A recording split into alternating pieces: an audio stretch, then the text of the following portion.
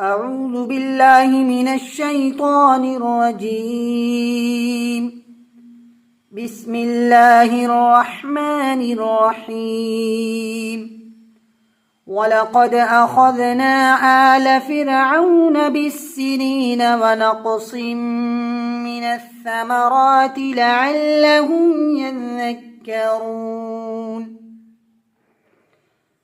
فإذا جاءتهم الحسنة قالوا لنا هذه، وإن تصبهم سيئة يطيروا بموسى ومن معه،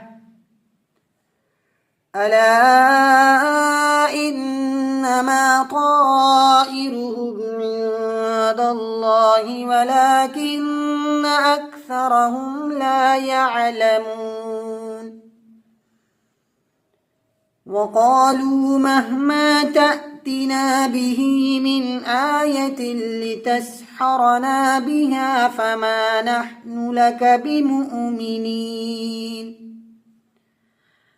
فأرسلنا عليهم الطوفان والجراد والقمل والضفادع والدم آيات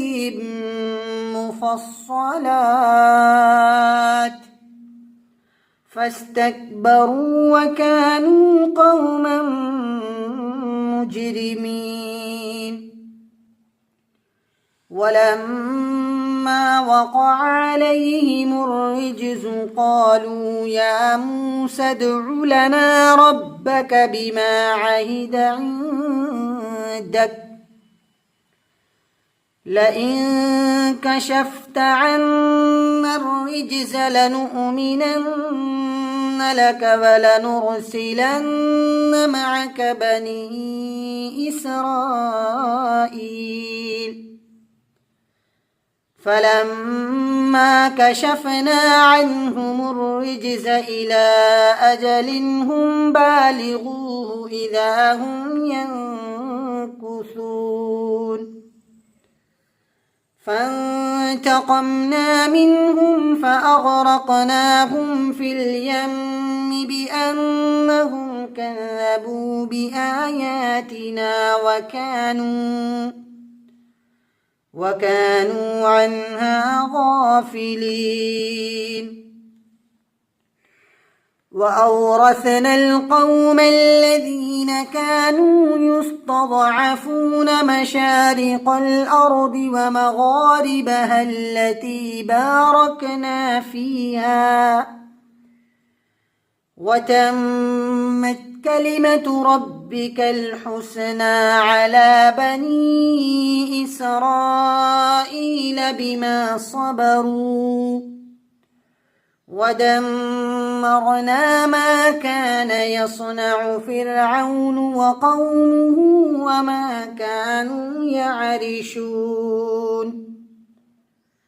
وجاوزنا ببني إسرائيل البحر فأتوا على قوم يعكفون على أصنام لهم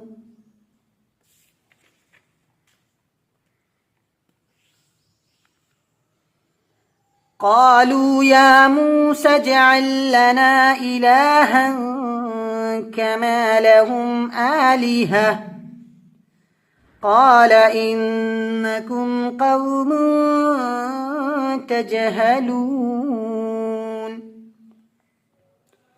إن هؤلاء متبر ما هم فيه وباطل ما كانوا يعملون. قال أغير الله أبغيكم إلها وهو فضلكم على العالمين. وإذ أنجيناكم من آل فرعون يسومونكم سوء العذاب يقتلون أبناءكم ويستحيون نساءكم وفي ذلكم بلاء من ربكم عظيم. صدق الله العظيم.